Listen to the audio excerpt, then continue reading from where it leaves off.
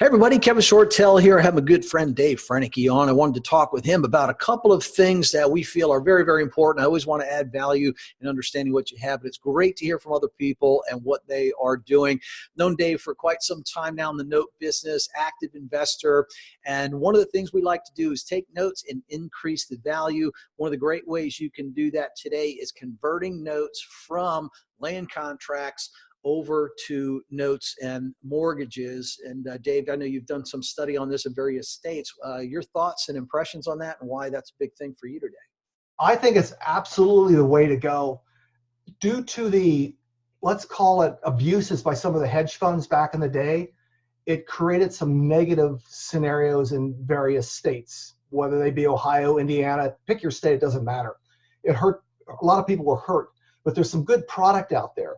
So what I found was, okay, you've got this contract for deed or land contract, whatever term you want to use. You've got a great payer. I mean, they're really a great payer. They've got their own insurance. Payment history is perfect, part of being a great payer. So what I found was, what if, because there's a negative connotation with some note buyers on buying a contract for deed. Reason being, case in point, if there's code violations, it'll come back to you because you're on title. If there's other sewer issues or water issues or whatever, it comes back to you. So how can you mitigate your risk, increase your back end when you resell the note? So I experimented with that on 2 notes in Ohio. And what I found was I called the people up, I just bought the note, and I said, you know, our underwriting department has been looking at your whole payment history, and we really want to applaud you on doing a good job. Have you ever thought about, or would you ever consider wanting to really own your home? They said, what? Really? I said, yes, we can make that happen. And what we can do is this. We'll assign the property to you. We'll convey it to you. We'll give you a quitclaim deed. We're going to put together, create a new mortgage and a new note. Identical terms to what you had before, with one caveat. In your prior note, you were responsible for having insurance, but you weren't required to escrow payments. We're going to have you escrow the payments. And if you want to have your own policy, great. If you want to have forced place and you want to pay that, that's great. So what I found was, as they rolled over, they were just so thankful. I mean, it was so easy to work with them. So I did my own docs, but I consulted with Russ O'Donnell first from Call the Underwriter because I didn't feel comfortable. I didn't know if it'd be a Dodd-Frank issue or not. Right. And his comment was, if you're just moving A to B, same terms, new paperwork, you're good to go. And I also put together an affidavit of understanding from our friendly attorney in Cleveland, who we both know. Mm-hmm. I did my own stuff in my own way. Maybe I shouldn't have, maybe I should have, whatever. But my point is, I checked with Russ first. I've been around this for a long time. I used a Fannie Mae form on the mortgage, the Fannie Mae note. It worked.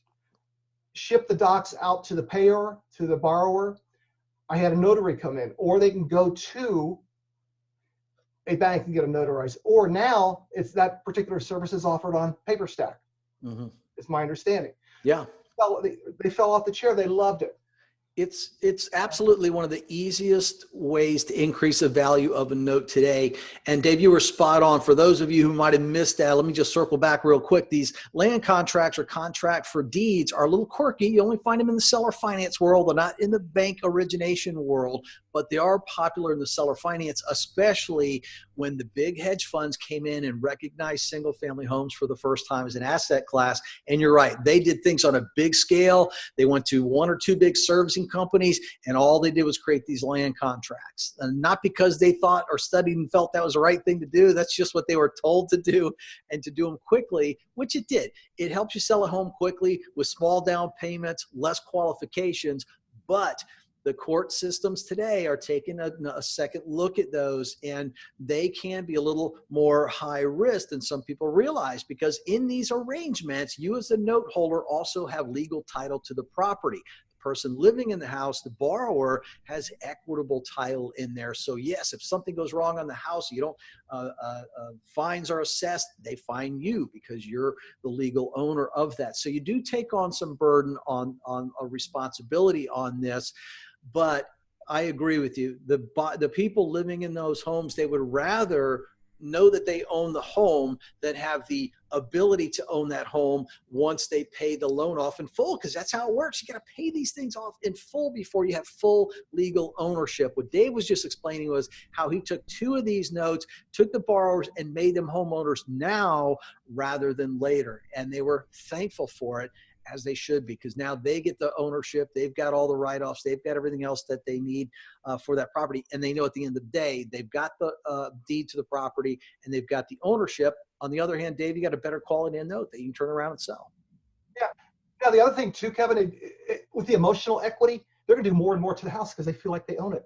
And the other factor is those original contract for deeds were written with the understanding that you could get the payer out of there if they defaulted.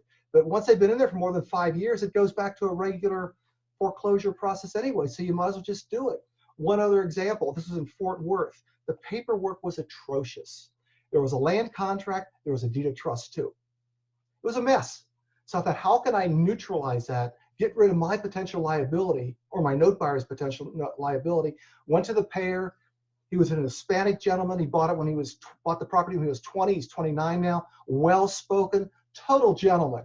He said, I love it. I want to do it. So I got rid of all the negatives in that collateral file, and I got good, clean paper. Yeah, it's wonderful. That's the way to do it. So if you're creating your own notes, which a lot of real estate investors do today, both of us would highly recommend do a mortgage and a note. Don't do a land contract if you're creating your own paper, because at the end of the day, you want to create a note of good quality should you decide to sell all of it or some of it down the road, or have to enforce that agreement and get yourself out of that legal ownership role. That's one of the goals that you have as a note investor. And secondly, if you're buying those assets, don't shy away from them, but go in with the understanding of you could immediately increase value on that by converting it over, and it's going to be in the best interest of the borrower to do so anyhow, assuming, yes, they want to stay and they're making the payments. There's a friend of mine, Howard, you know him, Kevin. He said, this is really good. You are really giving back to the community, and you really are. Right. It's the one couple in Ohio. They're in their 60s. She teaches Bible class. Just wonderful people. They deserve to own that home.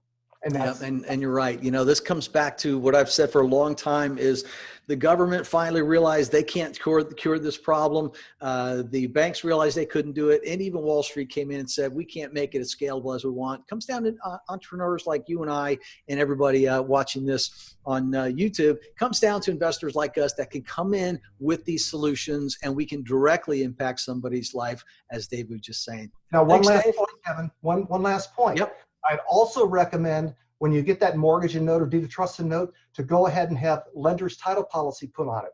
It even creates a better product if you're going to go to resell it or even hold it. It's worth the investment. Yep. Create them the right way. All right, Dave, thank you very much. Good talking to you. All right. Take care. All right. Bye. Bye.